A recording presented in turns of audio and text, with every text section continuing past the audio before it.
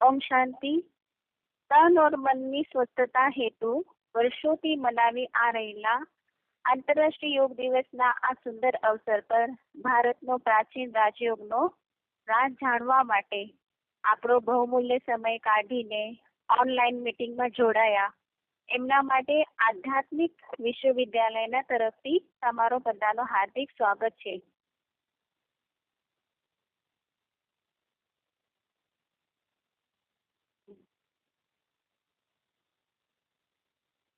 આંતરરાષ્ટ્રીય યોગ દિવસનો મુખ્ય ઉદ્દેશ્ય છે માણસોમાં યોગ અભ્યાસના પ્રતિ રુચિ ઉત્પન્ન કરવાનો, જેમના કારણ માનવ બધા પોતાના વ્યસ્ત દૈનિક જીવનના વચમાં યોગ અભ્યાસના પ્રતિ સમય કાઢી શકે. કારણ કે કહેવત છે ને, હેલ્થ વેલ્થ હેપીનેસ, અર્થાત સ્વસ્થ મન અખૂટ ધન અપાર આનંદ પ્રાપ્તિનો માર્ગ યોગ છે. યોગ ભારતની પ્રાચીન પરંપરાની એક અમૂલ્ય ગિફ્ટ છે. આ મન તથા શરીરની એકતા તથા એકાગ્રતાનો પ્રતીક છે. હેલ્ધી લાઈફ માટે યોગ કરવો આવશ્યક છે. યોગથી શરીરમાં ઉર્જા સંચારિત થાય છે. એ ઉર્જા શરીરને સ્વસ્થ રાખવામાં મદદ કરે છે. યોગ તો ભારતમાં ઘણા વર્ષોથી પ્રાચીન ભારતીય સંસ્કૃતિનો એક વિશેષ ભાગ છે. એને નિરોગી જીવન અર્થાત આરોગ્ય માટે પ્રભાવશાળી સાધન માન્યું છે. આ યોગ દિવસનું મહત્વ સમજાવવા માટે ભારત દેશ તથા સમગ્ર દુનિયામાં હર સાલ 21 જૂન આંતરરાષ્ટ્રીય યોગ દિવસના રૂપમાં મનાવવામાં આવે છે. આંતરરાષ્ટ્રીય યોગ દિવસનો મુખ્ય ઉદ્દેશ્ય તમે બધાએ તો સમજી લીધો, પરંતુ વર્ષોથી આપણે જે યોગ દિવસ મનાવી રહ્યા છીએ એમાં આપણે બધા સફળ કેટલા થયા? કારણ કે યોગ શીખડાવવા માટે ઘણા બધા યોગ પ્રોગ્રામ, મેડિટેશન સેન્ટર્સ તથા અનેક યોગી મહારાજ થયા. તો વિચાર કરી આ યોગની અસર અર્થાત નિરોગી જીવન જોવામાં કેમ નથી આવતું? આટલા બધા યોગાસન પ્રાણાયામ કરવા છતાં પણ બી બીમારીઓ કેમ વધતી જાય છે? મનની એકાગ્રતા તથા શાંતિ હેતુ મેડિટેશન કરવા છતાં પણ આજ બધાનું મન અશાંત છે, જેમના પરિણામ સ્વરૂપમાં માનસિક તણાવ, ડિપ્રેશન, ટેન્શન વધતા જાય છે. એના કારણે આજ યોગ શીખડાવવા માટે માણસો ખૂબ પૈસો વપરાશ કરી નાખે છે, પરંતુ સાચા અર્થમાં આ બધા પૈસા સફળ થઈ રહ્યા છે? અર્થાત આ બધી અસફળતાની પાછળ કારણ શું છે? એનું નિવારણ શું છે? એના માટે આજ આપણે ગીતાના આધારથી સમજશું. કારણ કે ગીતા એક એવું શાસ્ત્ર છે જેમાં સ્વયં ઈશ્વરે અર્જુન જેવા ગૃહસ્થીઓને રાજયોગનું જ્ઞાન આપ્યું છે. દુનિયામાં જે યોગ શીખવાડતા હોય એમાં આંખો બંધ કરવાની શિક્ષા આપતા હોય છે, પરંતુ ગીતામાં તો ભગવાને આંખો ખુલ્લી રાખીને યોગ્ય થવાની શિક્ષા આપી છે, જેમનો ઉલ્લેખ ગીતામાં કર્યો છે. સંપ્રેક્ષમ નાસિકાગ્રહ સો દિશા છે નવલોકયન. આપણે આંખો બંધ રાખીને મનને કંટ્રોલ કરવાના અભ્યાસી બની જઈએ તો રોજના જીવનમાં હરેક પરિસ્થિતિમાં આંખો બંધ કરીને મનને કંટ્રોલ કરવું સંભવ છે? નથી. તો બીજી બાજુ એમ કીધું છે, કષ્ટદાયક આસન શીખવાડતા હોય, પ્રાણાયામ શીખવાડતા હોય, ક્યારેક શ્વાસને રોકીને કુંભકાદી ચડાવતા હોય, પરંતુ ગીતામાં તો યોગના અભ્યાસ માટે કોઈ પ્રકારની શારીરિક કષ્ટદાયક ક્રિયાઓ કરવા માટે ભગવાને નથી કીધું. અર્થાત મન જ્યાં જ્યાં ભાગતું હોય ત્યાંથી રોકીને મનને આત્મામાં એકાગ્ર કરીને પરમાત્માની સાથે જોડવાની યોગ કીધું છે.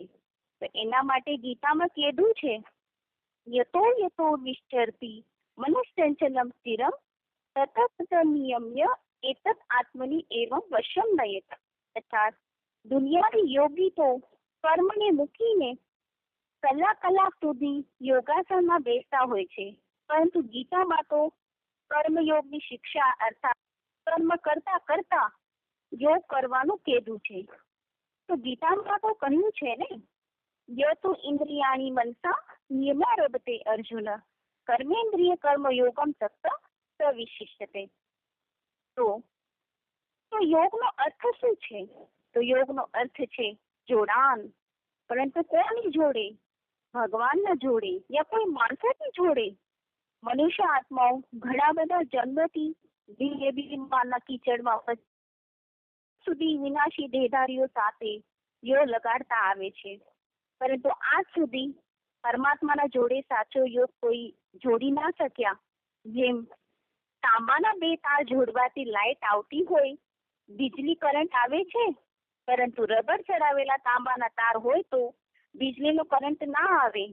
એવી જ રીતે દેહ અભિમાની દેહધારીઓથી સંબંધ રાખવાથી અવિનાશી સુખ શાંતિની પ્રાપ્તિ ના થાય.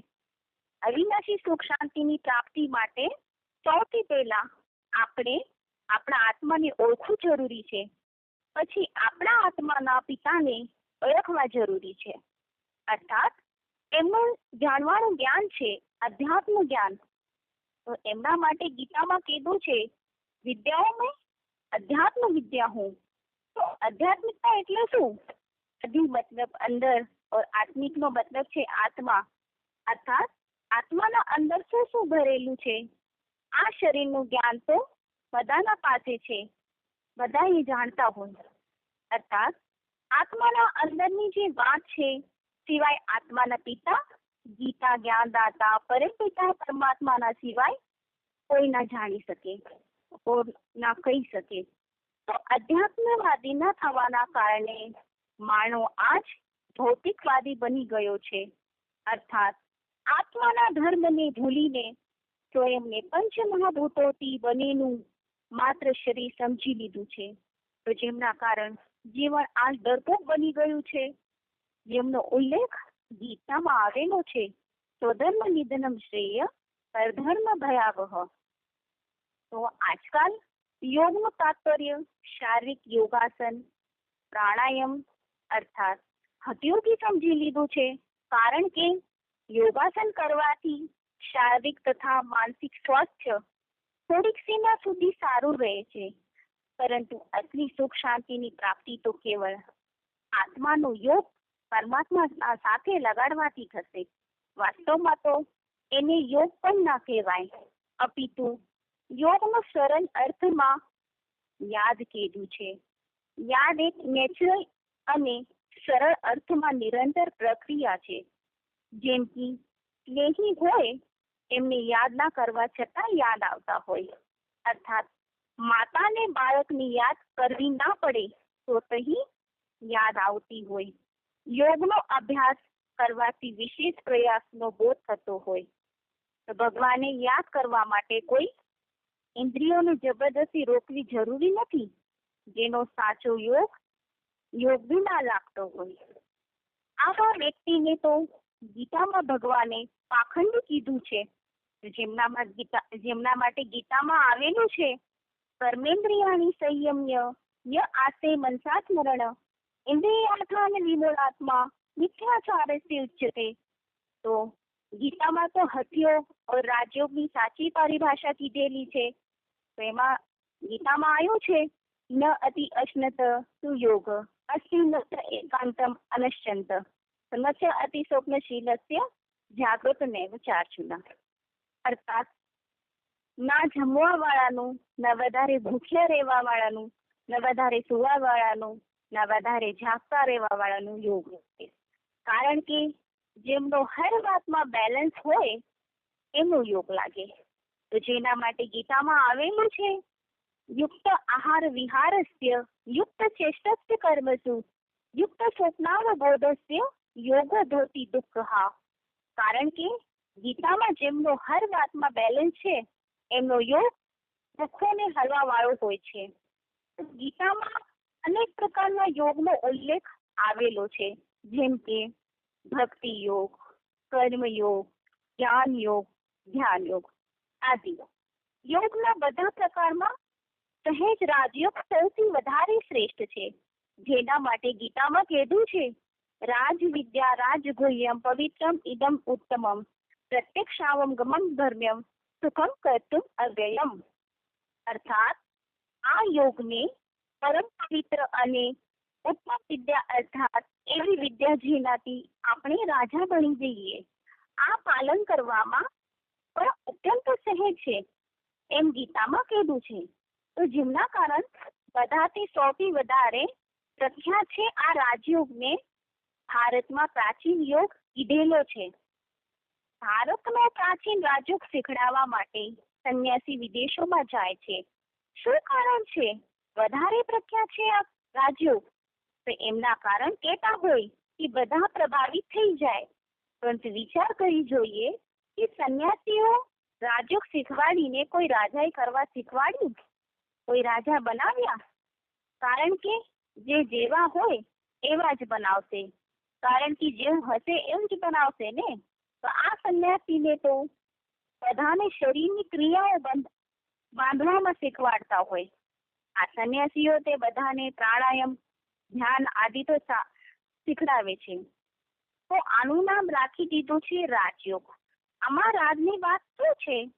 રાજયોગ તો એ છે જે કર્મ કરતા કરતા પણ આપણો બુદ્ધિયોગ એકાગ્ર રાખવાનો, તો જે એક ભગવાનની યાદમાં ટેકાડી દેવાનું. જ્યારે એકની યાદમાં બુદ્ધિયોગ ટકી જાય ત્યારે કર્મેન્દ્રિયો ભોગ સ્વીકાર કરવાનું ભૂલી જાય. ત્યારે કર્મેન્દ્રિયોથી કોઈ પાપ નહીં બની શકે, ન પુણ્ય બની શકે. તો આને કહેવાય રાજયોગ. તો આ રાજયોગને કોઈ સંન્યાસી, હઠયોગી, ગુરુ આજ સુધી સમજી નથી શક્યા.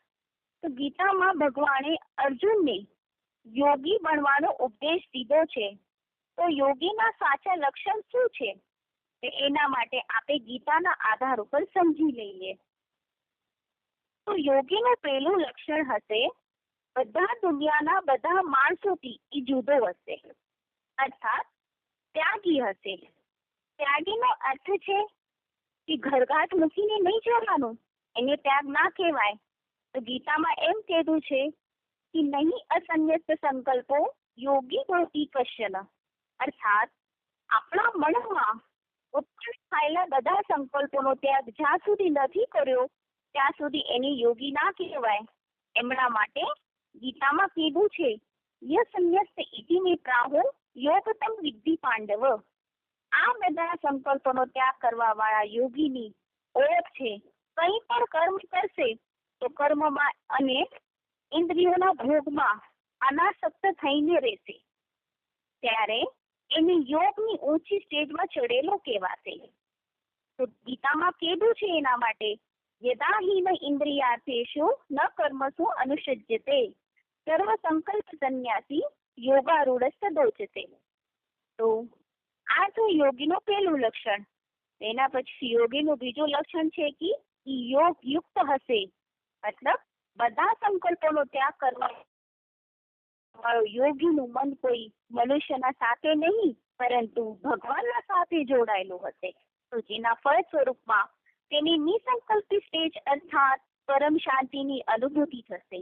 તો જેના માટે ગીતામાં કીધું છે યુંજનેનમ સદાત્માનમ યોગી નિયત માનસ શાંતિ નિર્વાણ કરતા મત સંસ્થા અધિગચ્છતિ.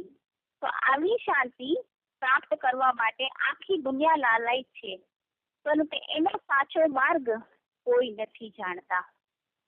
તો બીજી બાજુમાં ભગવાનથી યોગયુક્ત યોગીની નિશાની છે એની આંખો એક્ટિક અર્થાત સ્થિર થઈ જશે. જેમ ધર્મ પિતાઓને વતાડે છે આવા યોગીની ઉપમા ગીતામાં બળતા હોય દીવાની જ્યોત હલતી નથી, સ્થિરિયમ રહેતી હોય, તેમજ યોગીના નેત્ર એક્ટિક થઈ જશે અર્થાત સ્થિરમય થઈ જશે, અર્થાત આ દુનિયાથી બુદ્ધિ ઉપરાંત થઈ જાય. તેમના માટે એમનું વર્ણન ગીતામાં આવેલું છે યથા દીપો નિવાતસ્તો ન ઇંગતે સા ઉપમાસ્મિતા યોગિનો યત ચિત્તસ્ય યુજ્યતે યોગમ આત્મન. તો યોગીનું ત્રીજું લક્ષણ છે ભગવાનથી જે જોડાયેલો યોગીને પરમ શાંતિની સાથે બુદ્ધિથી અનુભવ કરવા વાળો સર્વોચ્ચ અતિન્દ્રિય સુખની પ્રાપ્તિ થતી હોય, જેને પ્રાપ્ત કરવાથી કોઈ પ્રકારની બીજી ઈચ્છા ન થતી હોય, આ સ્ટેજમાં સ્થિત થવાના કારણે આ યોગીને ન કોઈ તત્વથી ન મહાદુઃખથી લગાવી શકશે. જેના માટે ગીતામાં ભગવાને કીધું છે, યમ લબ્ધવા પરમ લાભમ મન્યતે ન અધિકતમ યસ્મિન સ્થિતન દુઃખેન ગુરુણા અપી વિચાલ્યતે. અર્થાત યોગી યોગની શક્તિ દુઃખના વાતાવરણને સુખમાં પરિવર્તન કરી દે. તો આથી યોગીનું ત્રીજું લક્ષણ, એના પછી યોગીનું ચોથું લક્ષણ છે કે એ બધાથી સમાન દ્રષ્ટિથી જોશે. યોગનિષ્ઠ વ્યક્તિ ભગવાન પ્રત્યે જ્ઞાન ને અને ભગવાનને ઓળખીને એની યાદરૂપી વિશેષ જ્ઞાન અર્થાત વિજ્ઞાનમાં સંતુષ્ટ અને પોતાની ઇન્દ્રિયોના ઉપર જીત પ્રાપ્ત કરવા વાળો એને વીજ એટલે કહેવત પણ છે, અર્થાત જેમના ફળ સ્વરૂપમાં માટી, પથ્થર, સોના વગેરેમાં સમાન રહેશે. સોના જેવી કિંમતી વસ્તુને માટી જેવી સાધારણ વસ્તુને પણ યોગી સમાન દ્રષ્ટિ જોશે. તેના માટે ગીતામાં કહ્યું છે, જ્ઞાન વિજ્ઞાન તૃપ્તાત્મા ઉપસ્થો વિજ્ઞેન્દ્રિય યુક્ત ઇચ્છતે યોગી તમરોષ્ટાસ્મ કાંચન. અર્થાત તો ગીતામાં એ પણ કીધું છે, સફળતા અને અસફળતામાં જે સમાન રહે એને યોગી કહેવાય. તેના માટે ગીતામાં આવેલું છે, યોગસ્થ કુરુ કર્માણી સંગમ ત્યક્ત્વા ધનંજય સિદ્ધા સિદ્ધો સમો ભૂત્વા સમત્વમ યોગ ઉચ્યતે. અર્થાત આ પરિસ્થિતિમાં સમાન રહેવા વાળાને યોગી કહેવાય. જે હઠપૂર્વક બેસીને ભગવાનનું જ્ઞાન અથવા ધ્યાન ધરવા વાળાને યોગી ના કહેવાય. એકય ભગવાનના સાથે પોતાની બુદ્ધિનો તાલ જોડી ના શકે. તો એના માટે ગીતામાં કહ્યું છે, ભગવાનના સાથે બુદ્ધિ જોડીને યોગી પ્રત્યેક ઇન્દ્રિયથી બધા પ્રકારના કર્મ કરવા છતાંય ખાતા, પીતા, બોલતા, ચાલતા, સાંભળતા, સુનતા, શ્વાસ લેતા, છોડતા પણ એવી ઉપરામ અવસ્થામાં રહે છે. અર્થાત કર્મ કરવા છતાંય પણ હું કર્મ કરવા વાળો છું એનું ભાન ના હોય, એને કર્મનું બંધન ના લાગે. તો જેના માટે ગીતામાં કહ્યું છે, નૈવ કિંચિત કરોમિતિ યુક્તો મન્ય તત્વવિદ અશ્યન સુરવન સૃષ્યન જીગ્રન અશ્નન ગચ્છન સ્વપન શ્વસન. તો આ દુનિયામાં બધા આ કર્મ બંધનથી છૂટવાનો પ્રયાસ કરે છે, પરંતુ કોઈ પણ સાચો માર્ગ નથી જાણતા. તેના માટે દુનિયાના યોગી તો સમાધિ લગાડતા હોય, પછી કહેતા હોય કે બ્રહ્મમાં લીન થઈ ગયા, અહમ બ્રહ્માસ્મિ, અર્થાત અમે બ્રહ્મા બની ગયા. કહેતા હોય કે ફલાનો વ્યક્તિ પાર નિર્વાણ ધામમાં ચાલી ગયો. તો ખરા અર્થમાં તો કોઈ પાર નિર્વાણ ધામમાં તો નથી જાતું, શરીર છૂટી જાતું હોય. તો ગીતાના કથનના અનુસાર જે કર્મ બંધનથી મુક્ત યોગી પાપ રહિત પરમ પદને પ્રાપ્ત કરી લે, તેના માટે ગીતામાં કહ્યું છે, કર્મજમ બુદ્ધિયુક્તા હિ ફલમ ત્યક્ત્વા મનીષિન જન્મ બંધ વિનિર્મુક્તા પદમ ગચ્છન્તે નામયમ. તો આ પરમ પદ શરીર છોડીને નહીં, પરંતુ શરીરમાં જીવિત રહીને આ પ્રાપ્ત થાય. તેના માટે ગીતામાં પણ કહ્યું છે ને, જે આ દુનિયામાં શરીર છૂટવાના પહેલા કામ, ક્રોધ આદિ વિકારોથી ઉત્પન્ન થયેલા આવેગને સહન કરવામાં સમર્થ રહે છે, એ મનુષ્ય યોગી છે, એ સુખી છે. તો જેના માટે ગીતામાં શ્લોક છે, શક્નોતિ એવ તોડો સાક્ષરી વિમોક્ષણા કામ ક્રોધોદ્ભવમ વેગમ સયુક્ત સુખી નર. તો એના માટે ગીતામાં આવેલું છે, ભગવાન બધાથી શ્રેષ્ઠ યોગી એમને માને છે જે શ્રદ્ધા ભાવનાથી ભગવાનમાં મન બુદ્ધિ લગાડીને યાદ કરતો હોય. આ વાતથી પાકું સાબિત થાય છે કે યોગી અર્થાત કોઈ શરીરના આસન કરવા વાળા નહીં, શરીરથી જોડવા વાળા નહીં, પરંતુ ભગવાનના સાથે મન બુદ્ધિ લગાડવા વાળો યોગી કહેવાય છે. તો અહીંયા સુધી આપણે બધા યોગીના લક્ષણના વિષયમાં જાણી લીધું. તો જેમ કે સંકલ્પનો ત્યાગી, અનાસક્ત, નેત્ર એકતિક, અર્થાત કર્મ બંધનથી મુક્ત પરમ પદની પ્રાપ્તિ સમાન દ્રષ્ટિ, યુક્તિ વિચલિત નહીં થવાનું. તો દુનિયામાં જે યોગ શીખડાવવા વાળા યોગી છે એમાં આ બધા લક્ષણ હશે. તો જો લક્ષણો જ ના હોય તો યોગમાં સફળતા કેમ મળી શકે? તો જ્યારે યોગ શીખડાવવા વાળો યોગી નથી તો પછી શીખડાવવા વાળો યોગી કેમ બની શકે? તો જ્યાં સુધી આપણે ગીતાના કથનના અનુસાર સચ્ચાઈથી નથી બન્યા ત્યાં સુધી જીવન બની શકે. તો આપણે અત્યાર સુધી આપણે યોગી કેમ ના કયા કારણથી નથી બની શક્યા? કારણ કે સાચો યોગેશ્વર અર્થાત યોગીરાજ આપને મળ્યા ક્યાં છે? એક ડોક્ટર હોય તો એ જ ડોક્ટર બનાવી શકશે, એક ટીચર હોય એ જ બીજાની ટીચર બનાવી શકશે. તો જે સાચા અર્થમાં યોગ છે એ જ બીજાને યોગી બનાવી શકશે. આથી તો યોગીરાજ યોગેશ્વર ही યોગી બનાવી શકશે. તો હવે સાચો યોગી કોણ છે?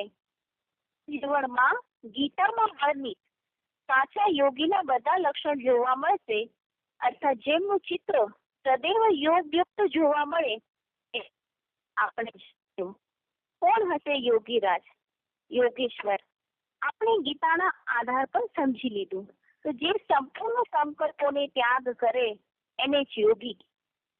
ગીતામાં યોગ અભ્યાસ માટે પહેલું પગલું છે સંકલ્પથી ઉત્પન્ન બધી કામનાઓને ત્યાગ. શાસ્ત્રોમાં એવું વ્યક્તિ કોણ છે? તો જેના માટે બતાવેલું છે સ્વયંના અંદર બધી કામનાઓનો અંત કરી નાખ્યો. કામના અર્થાત કામ વિકાર. એ માત્ર શંકર મહાદેવ જેમને કામ વિકાર તે ભસ્મીભૂત કરી નાખ્યું. તો જે સ્વયંના અંદરના કામ વિકારને ભસ્મ કરી નાખે અર્થાત ઈચ્છા વ્યક્તિ યોગની અવસ્થાને પ્રાપ્ત કરી શકશે. પરંતુ કેવી જ રીતે? કામ વિકાર ઉપર જીત હાસિલ કરી લેશે. તો ગીતામાં બુદ્ધિથી પ્રબળ ભગવાનને જાણીને એમની યાદમાં સ્થિર રહીને કામ વિકાર રૂપી દુશ્મનને મારી શકશું. અર્થાત ભગવાનની યાદમાં રહીને એવી યોગીની સ્ટેજને પ્રાપ્ત કરી લેશે. એમના કારણ શંકરને સદૈવ ધ્યાનમગ્ન અવસ્થામાં તો શંકર કેમની યાદમાં બેસેલા છે? એ ભગવાન કોણ છે? એ ભગવાન છે શિવ. આ બધું સાંભળવાથી તમારા મનમાં પ્રશ્ન આવ્યો હશે કે શિવ અને શંકર તો એક છે. તો જો શિવ ને શંકર એક છે તો બે નામ કેમ થયા? શિવ અને શંકર કેમ છે? જેમ કે લિંગ રૂપ અને સાકાર શ્રી અર્થાત મૂર્તિમાન શંકરનું રૂપ. તો શિવલિંગ કહેવાય, શંકરલિંગ ના કહેવાય. તો શિવરાત્રી કહેવાય, શંકરરાત્રી ના કહેવાય. શિવનેત્ર કહેવાય, શંકર નેત્ર તો ના કહેવાય. શિવ પુરાણ કહેવાય છે, શંકર પુરાણ ના કહેવાય. તો દેવતા ઘણા કહેવાતા હોય ને, ભગવાન તો એક જ હોય. તો 33 કરોડ દેવતાઓની વચ્ચે મહાન છે મહાદેવ શંકર, જે દેવતાથી અલગ ભગવાન છે. અંગ્રેજોમાં પણ કહેવાય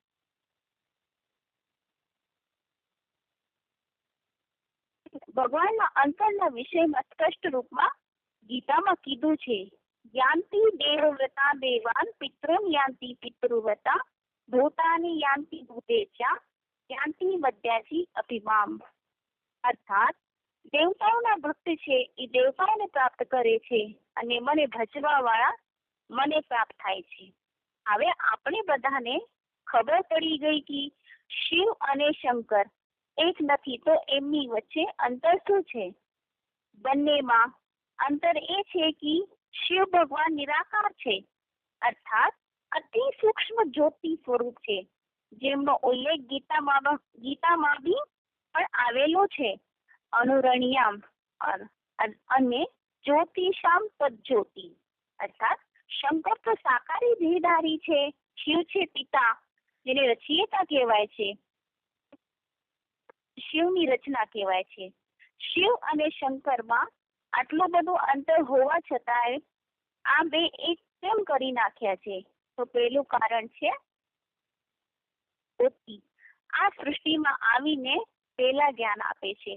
તો જેના માટે તુલસીદાસ રામાયણમાં કીધું છે, જેહી જાનો તેહી દેવ જનાઈ, તુમી હોઈ જાય જાનત તુમી હોઈ જાય. અર્થાત આ ભગવાન સૃષ્ટિમાં આવીને પોતાનો પરિચય પોતે આપે છે ને આપણા બધાનો પરિચય બી એ આપણે આપે છે. તો આ જ્ઞાન આ સંસારમાં શંકર જ એવો છે જે 100% જ્ઞાન ધારણ કરે છે. અર્થાત જ્ઞાનથી શિવ સમાન બની જાય છે. એક શંકર છે જે એક શિવની યાદમાં એટલા બધા લીન થઈ જાય કે જે શિવના ગુણ છે એ બધા શંકરના અંદર આવી જાય છે. કારણ કે જે જેવાને યાદ કરશે એ એવું બની જશે ને. એમના બંને મળાવીને એક કરી નાખ્યા છે.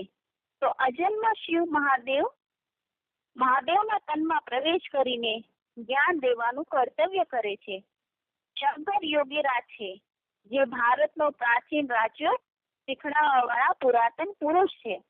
તો જેના માટે ગીતામાં આવેલું સમાધિ દેવ પુરુષ પુરાણ સમસ્ત વિશ્વસ્ત પરમ વિધાનમ. તો એક તરફમાં તો પ્રાચીન રાજ્યો કહેવાય. તો આ ને કોઈ નવો આવા વાળો ધર્મપિતા તો આ શીખડાવી ના શકે, જે આ બધા સૃષ્ટિમાં બધા પછી આવેલા છે. જે પ્રાચીન તે પ્રાચીન જૂનામાં જૂનું જે માનવ પ્રાચીન રાજ્યો શીખડાવવા વાળા શંકર હશે એ શીખડાવશે. તો યોગીરાજ બાપ ઓળખી લીધા. એની સાથે યોગયુક્ત થવાની વિધિ શું છે એ હવે આપણે જાણશું. તો જેમ કે પરમાત્મા શંકરના શરીરમાં પ્રવેશ કરવા છતાંય એના દેહના ભાનથી ન્યારા રહે છે. અર્થાત વિદેહી સ્વરૂપમાં રહેતા હોય. એ જ પ્રકારે આપણે પણ સ્વયંને અવિનાશી આત્મા સમજીને પરમપિતા પરમાત્માને યાદ કરે છે. અર્થાત ભગવાનને તો ખાલી સાકાર રૂપમાં ન તો ખાલી નિરાકાર સ્વરૂપમાં યાદ કરાય, પરંતુ ભગવાનને ઓળખીને સાકાર શંકરના શરીરમાં પ્રવેશ કરેલા નિરાકાર શિવને યાદ કરવાના છે. અર્થાત સાકારમાં નિરાકારને યાદ કરવાના છે. આને જ કહેવાય પુરાજયોગ. એ જ પ્રકારે આપણે પણ પોતાના શરીરમાં રહેતા આપણી આત્માને યાદ કરવાનું. સાકાર શંકરના તત્વ નિરાકાર શિવને યાદ કરવાના છે. એમની સાથે યોગયુક્ત થવાનું ઉત્તમ સમય કયો છે? ભગવાનને યાદ કરવા માટે અમૃત વેળા એને બ્રહ્મ મુહૂર્તનો સમય સૌથી ઉત્તમ છે. કારણ કે એ સમય વાતાવરણ શુદ્ધ અને શાંત હોય, અર્થાત પ્રશાંત સ્વરૂપમાં હોય. તો ભક્તિમાં કહેવત છે, રામ સુમીરે પ્રભાત મોરે મન. તો સવારના બ્રહ્મ મુહૂર્ત કીધું છે. એ સમયમાં ભગવાનના સાથે યોગયુક્ત થવું બહુ જરૂરી છે. આખા દિવસનો ફાઉન્ડેશન અર્થાત એનો સમય છે અમૃત વેળા. અમૃત વેળા સુધરશે તો પૂરો દિવસ સુધરી જશે. તો આ સમયમાં યોગયુક્ત થઈને અનેક જન્મના શકશો. તો ભગવાન બાપને ઓળખીને ભગવાનના સાથે યોગયુક્ત થવા વાળા માટે ભગવાન સ્વયં એમની ગેરંટી લે છે છે અનન્ય ચિંતો યંતો મામ યે જના પર્યુપાસતે તેષામ નિત્યાભયુક્તાનામ યોગક્ષેમં વહામ્યહમ. તો યોગક્ષેમ જે વસ્તુની પ્રાપ્તિ ના થાય એ એમનો યોગ થઈ જાય, મળી જશે. તો જે મળેલી ચીજ છે એમની રક્ષા થઈ જશે. અર્થાત જે મારા બાળક બની જાય, હું એને જે વસ્તુની જરૂરત છે સહી સમયમાં એની કરી આપું છું. તો એના માટે ગીતામાં ભગવાને કીધું છે, સ્વધર્મ નિધનમ શ્રેય પરધર્મ ભયાવહ. તો ભગવાન સ્થાપના કરી હતા, જેમના માટે ભક્તિ માર્ગની ગીતામાં બોલ્યા છે, નેહા વિક્રમણા શોષી પ્રત્યવાયો ન વિદ્યતે સ્વર્ગમપ્યસ્ય ધર્મસ્ય તાય. અર્થાત ભગવાને જે ધર્મરૂપી ધારણા શીખડાવી એ ધર્મની ધારણાનો થોડો અંશ પણ ધારણ કરી લઈએ તો દુનિયામાં ભયથી રક્ષા થઈ જશે. અર્થાત જે દુનિયામાં આવવાવાળી જે પરિસ્થિતિ છે એનાથી આપણે મુક્તિ મળી જશે. એ છે સ્વયંને આત્મા સમજવાનું, આત્માને યાદ કરવાનું. અત્યારે પ્રત્યક્ષ સ્વરૂપમાં જોવામાં આવે છે જે પ્રેક્ટિસ વાળા છે એનામાં ભૂત પ્રેત પ્રવેશ ના કરી શકે. જે ધેબાનમાં રહેવા વાળા છે, જે પેન્શનમાં રહેવા વાળા છે એનામાં પ્રવેશ કરી શકે. તો ભૂત પ્રેત કેનામાં પ્રવેશ કરી જાય? તો જ્યારે માણસો બેભાનમાં રહીને, ટેન્શનમાં રહીને વાઇબ્રેશન ખરાબ કરી નાખે ને એ વાઇબ્રેશન ને ભૂત પ્રેત પકડી લઈને એમાં પ્રવેશ કરી જાય. તો જે આત્મિક સ્થિતિમાં રહેવા વાળા છે એમાં ભૂત પ્રેત પ્રવેશ નહીં કરી શકે. તો આ બધાથી મોટી પ્રાપ્તિ કોઈ તે ના મળી શકે. એ છે વિનાશની ભયંકરતામાં પણ પોતાની રક્ષા ના સમય, પ્રલયના સમયમાં પણ દુઃખી ન થતો હોય. તો જેમના માટે ગીતામાં કીધું છે, ઇદમ જ્ઞાનમ ઉપાશ્રિત્ય મમ સાધર્મ્ય આગનોપજાયન્તે પ્રલયેન વ્યથન્તિ ચ. તો કહેવત છે ને, ચાકો રાખે સાયા માર શકે ના કોઈ, બાલ્ય બાકા હોય. તો જેની અર્થાત જેની સુરક્ષા સ્વયં કુદરત કરે તો એને દુનિયાની કોઈ તાકાત મારી ના શકે.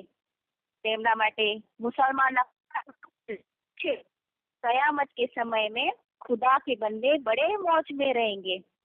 अर्थात જ્યારે આ સૃષ્ટિમાં વિનાશની વિભીષિકા બળશે આ સ્વયં ભગવાનને બાળકોની રક્ષા સ્વયં ઈશ્વર કરશે. તો આ રાજયોગના દ્વારા આત્મિક ભાવનાની ભાસના આવતી હોય તો જે આજે જાત પાત ધર્મ ભાષાને લઈને કેટલું બધું મતભેદ એ બધાને એકબીજામાં દૂર કરવાની ભાવના રહેતી હોય. એમાં આવેલું છે સ્નેહી, મિત્ર, શત્રુ, ઉદાસીન, પ્રેષી ને બંધુભાવમાં બી જે સાધુ અર્થાત પાપીઓ સમાન બુદ્ધિ વાળો વિશેષ માનવામાં આવે છે. તેમના માટે ગીતામાં કીધું છે, વિદ્યા વિનય સંપન્ને બ્રાહ્મણે ગવિ હસ્તે નિજૈવ શપાકે ચ પંડિતા સમદર્શિન. અર્થાત બધાના પ્રતિ સમાન દ્રષ્ટિ રહેવાના કારણે યોગીમાં સહનશક્તિના ગુણ. તો જેમના બળના આધારમાં પણ અનેકોને સ્વભાવ સંસ્કારને આપણે આપણી અંદર આપણે સમાવી શકશું, અર્થાત બીજાને શકશું. એટલે કહેવાય છે જે યોગી છે એ જ સહયોગી છે. તો રાજયોગના બળથી ચંચળ મન અચળ બની જાય, એકાગ્ર બની જાય. તો કહેવત છે ને, મનના હારે હાર તો મનના જીતે જીત. અર્થાત મન જીતે જગત જીત કહેવાય. કીધું છે ને, મન કંટ્રોલમાં છે તો આપે આપણા મિત્ર છીએ, નહીં તો આપે આપણા શત્રુ છીએ. મનને કંટ્રોલ કરવામાં કહ્યું છે અભ્યાસ ઓર વૈરાગ્ય. આ ઉપાયથી રાજયોગી મનની શક્તિને ભેગી કરે તો જેના પાવરથી અસંભવ કાર્ય પણ સંભવ કરવામાં સફળ થઈ જાય, અર્થાત સમર્થ થઈ જાય. તો આત્મિક સ્થિતિના આધાર પર મનોબળની શક્તિથી આપણા મનમાં સ્થિરતા આવી જાય અને અખંડ શાંતિ મળી જશે. અખંડ વિશ્વાસ મનમાં ઉત્પન્ન થઈ જશે, જેમના કારણ એનામાં પરખવાની શક્તિ અને સત્યનો નિર્ણય કરવાની શક્તિ આવી જશે. અર્થાત સ્થિતિ પરિસ્થિતિનો સામનો કરવાની વિલ પાવર આવી જશે. તો જેના માટે ગીતામાં કીધું છે, ગીતાત્મનો પ્રશાંતસ્ય પરમાત્મા સમાહિતઃ શીતોષ્ણ સુખ દુઃખેષુ તથા માનાપમાન યોગ. અર્થાત આત્મજી પરિસ્થિતિમાં અને મનની એકાગ્રતાના આધાર પર આત્માના વ્યર્થ વિચારો જે ફેલાય એને રોકવાની તાકાત આવી જાય. અર્થાત કાચબાના જેમ પોતાના અર્થાત વિસ્તારને રૂપમાં તારમાં ટકરાવવાની શક્તિ આવી જતી હોય. તો આ જ મનુષ્ય સુખની ઈચ્છાના પાછળ થોડા કાળના સુખના વ્યસન આધારમાં ગ્રસિત થતો જઈ રહ્યો છે. તો જેમ ડ્રગ્સ, સિગરેટ, તંબાકુ, દારૂના પાછળ મુક્ત નથી થઈ. દુનિયામાં તો કેટલા બધા નશા મુક્તિને બંધ કરવા માટે કેન્દ્ર ખોલ્યા, સંસ્થા ખોલી છે, પરંતુ કોઈ પરિવર્તન નથી જોવામાં આવતું. અર્થાત કોઈ આવતી. તો પરંતુ રાજયોગના અભ્યાસથી આત્મામાં એવી સર્વોચ્ચ સુખની શક્તિની અનુભૂતિ થતી હોય જેના માટે સ્વયંની અનાસક્ત થઈ જશું. તેના માટે ગીતામાં આવેલું છે, બાહ્ય સ્પર્શ્ય સત્તાત્મા વિંદતી આત્મની યત સુખમ તબ સુખમ અક્ષય અશ્નુતે. તો આ રાજયોગના અતિન્દ્રિય સુખની અનુભૂતિથી હર વ્યક્તિ હર પ્રકારના વ્યસનને સહેજ રીતે છોડી દેશે. સુખની ખોજમાં આત્માની ઈચ્છાઓ વધતી જાય છે. તો જો જબરદસ્તીથી ઇન્દ્રિયોના સુખ ત્યાગ કરી નાખે તો વિષય ભોગ તો હટી જાય. શક્તિ તો હટતી નથી, પરંતુ રાજયોગીને અતિન્દ્રિય સુખની પ્રાપ્તિના કારણે ઇન્દ્રિયોની સુખથી આસક્તિ હટી જાય છે. અર્થાત માત્ર પણ ઈચ્છા નથી રહેતી. આનાથી સહેજ અચલ શાંતિનો અનુભવ કરી શકશું. તો જેના કારણ ગીતામાં કીધું છે,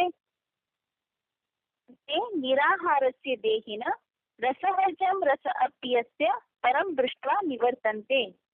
તો આજ હરેક મનુષ્ય પોતાના જીવનમાં પ્રેમના સ્વભાવ, સંસ્કાર, સંબંધ, સંપર્કમાં આવવા વાળા અનેક પ્રકારના બંધન અને અધીનતાથી અનુભવ કરે છે. તો જેના કારણ દુઃખી થતો રહે છે. તો કહેવત છે ને, પરાધીન સપને હું સુખ નાહી, કરી વિચાર દેખો મન માહી. અર્થાત કોઈ પ્રકારની આધીનતા ઉડેલા પંખીડા રૂપી આત્માને પિંજડાનો પંખી બની નાખે છે. પરંતુ રાજયોગના અભ્યાસથી સ્વાધીન રાજા બનવાથી આત્મા મન, વાણી તથા કર્મણાની આધીનતાથી મુક્ત થઈ જાય છે. જેમના માટે ગીતામાં કીધું છે, શ્રેયા સ્વધર્મ વિગુણ પરધર્મા સ્વનિષ્ઠિતાત સ્વભાવ નિયતમ કર્મ પૂર્વ અપનોતિ કિલ્બિષમ. તો ભક્તિ માર્ગના આધાર પર ભગવાનને પ્રાપ્ત કરવા માટે માનવ અનેક પ્રકારની કઠિન સાધના કરતા હોય. અર્થાત કર્મકાંડની ક્રિયાઓમાં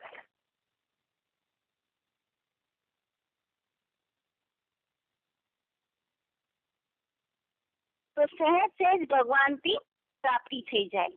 તો જેના માટે ગીતા છે, ચેતા સતતમ યો માં સ્મરતિ નિત્યશઃ તસ્ય અહમ સુલભ પાર્થ નિત્યયુક્તસ્ય યોગિન. અર્થાત અવ્યભિચારી ચિત્તથી જે મને રોજ નિત્ય લગાવ પ્રેમથી યાદ કરતા હોય, તો હે કુંતી પુત્ર, ઈ નિત્ય લવનશીલ યોગીને હું સુખપૂર્વક આ કારણે આ સંસારમાં પ્રાચીન સહજ રાજ્યો પ્રસિદ્ધ છે. તો રાજ્યનો અભ્યાસ કરવાથી પવિત્રતા, સુખ, શાંતિ, ધૈર્યતા, નિર્ભયતા, નમ્રતા જેવી દેવી ગુણોની ધારણા થતી હોય. પોતાની આત્મા સમજાવવાથી બધા દેવી ગુણ આવી જાય. તો રાજ્ય દ્વારા પ્રત્યેક મનુષ્ય દિવ્ય ગુણો અને શક્તિઓથી સંપન્ન બનીને સમાજમાં દુરાચાર, અત્યાચાર જે થાય છે એ બધા સ્વયંથી કંટ્રોલમાં આવી જશે. તો રાજયોગથી બધા પ્રતિ આત્મિક દૃષ્ટિ और સમદ્રષ્ટિ ઉત્પન્ન થવાના કારણ સમાજમાં જાતિ, વર્ણ, કુલ, ઊંચ નીચની ભાવનાઓ છે એ બધી મટી જશે. તો સાતમા ધર્મને લઈને જે ઝઘડો થાય છે એનાથી મુક્ત થઈને વસુદેવ અત્યાચાર જે થાય છે એ બધા સ્વયંથી કંટ્રોલમાં આવી જશે. તો રાજયોગથી બધાના પ્રતિ આત્મિક દ્રષ્ટિ ઓર સમદ્રષ્ટિ ઉત્પન્ન થવાના કારણ સમાજમાં જાતિ, વર્ણ, કુલ, ઊંચ નીચની ભાવનાઓ છે એ બધી મટી જશે. સાતમા ધર્મને લઈને જે લડાઈ ઝઘડો થાય છે એનાથી મુક્ત થઈ વસુદેવ કુટુંબકમની ભાવનાથી નવા સમાજનું નિર્માણ થઈ જશે. તો આ રાજયોગના નિરંતર એવં દૃઢ અભ્યાસી આત્માના આદિ મધ્ય અંતની કહાની તથા સ્વયં અદ્વિતીય અનેક જન્મોના પાઠને ઓર એને પોતાના ઘરમાં બેસીને વિશ્વની આત્માઓને બી સુખવા શાંતિનું દાન કરી શકશું. તો બધા મળીને સ્વ પરિવર્તનના સાથે વિશ્વનું પરિવર્તન કરી શકશું. તો આપણે અત્યાર સુધી જે આપણી સમજી હવે આપણે સાહેબમાં અંતમાં એક દ્રષ્ટિ નાખી જોઈએ. સૌથી પહેલા આપણે યોગ દિવસનો મુખ્ય ઉદ્દેશ્ય ખાલી શારીરિક યોગાભ્યાસનું નહીં કહેવાનું, એમના શરીરની સ્વસ્થતા માટે ગીતા વર્ણિત રાજયોગ દ્વારા મનને એકાગ્ર કરવાનું, અર્થાત બીજ જ્યાં સુધી સ્વસ્થ નહીં બન્યું ત્યાં સુધી શરીર રૂપી વૃક્ષ સુખદ નિરોગી નહીં બની શકે. બીજી વાત, આપણે બધાને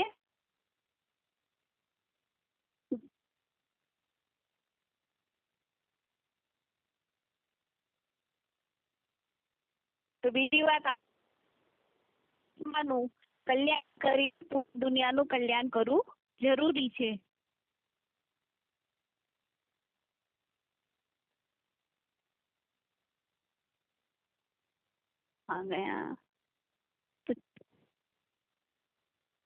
ત્રીજી વાત સમજ્યા કે આપે રાજ્યો કોઈ મનુષ્ય ગુરુ અથવા સાધુ સંત મહાત્મા શીખડાવી નથી શકશે.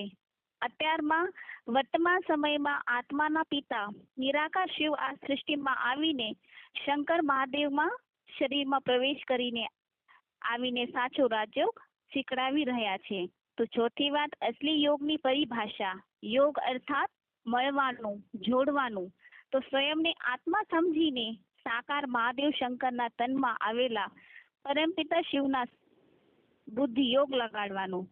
આગળ સાકારમાં આવેલા યોગી રાજને યોગયુક્ત થઈને કરવાનો ઉત્તમ સાચો સમય છે બ્રહ્મ મુહૂર્ત, અને આંખો ખુલ્લી રાખીને યાદ કરવાનું. આ યોગ બળથી દિવ્ય ગુણ અને શક્તિઓની પ્રાપ્તિ થતી હોય. તો ભારતનો યોગ પ્રાચીન યોગ છે જે વિશ્વમાં પ્રસિદ્ધ છે, કારણ કે ભારત દેશ પ્રાચીન છે. પ્રાચીન રાજયોગ તો પુરાતન પુરુષ શીખડાવી શકશે. એ છે મહાદેવ, આદિ યોગી શંકર અને આદિદેવ, જેને આપણે પુરાતન પુરુષ કહી છે. આગળ આપણે સમજ્યા હતા રાજયોગથી શું લાભ થાય છે.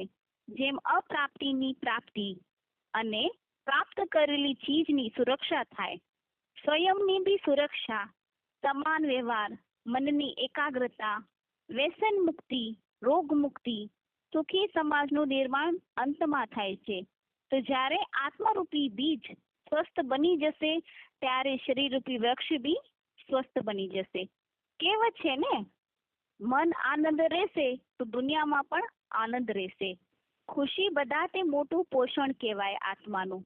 કહેવાય છે ખુશી જેવો કોઈ ખોરાક નહીં. ખુશી બીમારીને મટાડી દે. અગર મન થાકેલું હોય તો શરીર થાકેલું બની જાય. મન આપણું જ્યારે ખુશ રહેશે ત્યારે તન સ્વસ્થ રહેશે, અર્થાત કામ ક્રોધ આદિ વિકારોથી મુક્ત રહેશે ત્યારે આપણું મન સ્વસ્થ રહેશે. મન અર્થાત આત્મારૂપી બીજને સ્વસ્થ રાખવા માટે એક જ ઉપાય છે, જેના માટે કીધું છે રામ કૃપા નાશી સબ રોગા, જોઉં હી ભાંતિ બને સંયોગા. અર્થાત આત્માનો પરમાત્મા સાથે સંપૂર્ણ યોગ જ સંયોગ કહેવાય, જેનાથી આત્મા સુખી એને શાંત બની જશે. તો જે સુખ શાંતિથી શરીરની બધી બીમારી ખતમ થઈ જશે. આજના મેડિકલ સાયન્સે પણ સિદ્ધ કરી દીધું છે સકારાત્મક વિચારોથી સારી ઉર્જા ઉત્પન્ન થતી હોય, અર્થાત રોગ મુક્ત થઈ જાય. અત્યાર સુધી આપણે સુખ શાંતિની પ્રાપ્તિ કામ નથી કરી શકતા? કારણ કે ભગવાનથી સંપૂર્ણ યોગ નથી. આનું બી કારણ શું છે? કારણ કે રામની કૃપા આપણે બધા લીધી નથી. હવે બધાને ખુશ કરવાનો સમાચાર છે, જે ભગવાન રામ છે આ સૃષ્ટિમાં એ આવી ગયા છે, તો આપણે બધાને બાળકો માથે કૃપા કરી રહ્યા છે. ક્યારે કૃપા કરે છે? જેમ ડોક્ટરની કૃપા એમની દવા કરતી હોય, એમ જ વૈદ્યનાથ ભગવાનની કૃપા એમનું જ્ઞાન છે. તો એના માટે ગીતામાં કીધું છે, તેષામ એવમ અનુકંપાર્થ અહમ અજ્ઞાનજમ તમઃ નાશયામી ભાવસ્તો જ્ઞાન દીપેન ભાસ્વતા. તો જ્ઞાન દઈને અજ્ઞાન નાશ કરી એને જ કૃપા કહેવાય. તો ગીતામાં કીધું છે કે એના ઉપર કૃપા કરીને ભગવાને અજ્ઞાનથી બનેલા જ્ઞાન દીપકથી અજ્ઞાન અંધકારનો નાશ કરે છે. એ છે ભગવાનની કૃપા. તો જેમ આ પ્રકારથી ભગવાન આ સૃષ્ટિમાં સન્મુખ આવેલા છે, એમને ઓળખીને સંબંધ જોડીને, તો ત્યારે આપણે એમની યાદ સહેજ નિરંતર થઈ શકશે, જેનાથી બધા પાપ આપણા નષ્ટ થઈ જશે. તો એમના માટે કહેવત છે, સન્મુખ હોય જીવ મોહી જબહી જન્મ કોટી અઘનાશે તભી. જ્યારે આત્મરૂપી બીજ બધા રોગ નષ્ટ થઈ જશે, ત્યારે શરીરરૂપી વૃક્ષ બી રોગ મુક્ત થઈ જશે. તો હવે આ વૈદ્યનાથ ભગવાનની કૃપા રૂપી જ્ઞાનની દવા તમે ઘરમાં બેસીને સાંભળી. અન્નની મહેનત નથી નથી કરવાનો. શરીરની બીમારીઓ માટે કેટલો દવાનો ખર્ચો, ભાગદોડ, મહેનત આદિ કરવી પડે છે, પરંતુ ભગવાન આવીને એક જ દવા આપે છે, મનમણાભવની દવા, જેના કારણે દૂર થઈ જાય, શરીર સ્વસ્થ બની જાય. આટલો બધો ઊંચો ભગવાન, એમની એક જ ઈચ્છા છે કે બધા સુખી થઈ જાય. તેના માટે કીધું છે, સર્વે ભવન્તુ સુખિન સર્વે સંતુ નિરામયા સર્વે ભદ્રાણિ પશ્યન્તુ મા કશ્ચિત દુઃખ ભાગ ભવેત. અર્થાત બધાનું કલ્યાણ થઈ જાય, કોઈ દુઃખી. કારણ કે મનની દવા આજે કોઈના પાસે નથી. આ દવા ના કરીએ, ખાલી ઈલાજ કરીએ. કેવું છે, બીજને પાણી ના દઈને ખાલી પાંદડાને પાણી દઈએ, તો જેમના કારણ મેં જો થકાવટ તો થાય, ઝાડ તો તાજું ને સરસબ્જ તો ના બની શકે, મળી શકતું. તો શરીરના સાથે આત્માનો વગેરે ખર્ચોનો ઈલાજ વૈદ્યનાથ ભગવાનથી કરવાનો કે નથી કરવાનો, આ નિર્ણય તમારા હાથમાં છે. ઓમ શાંતિ.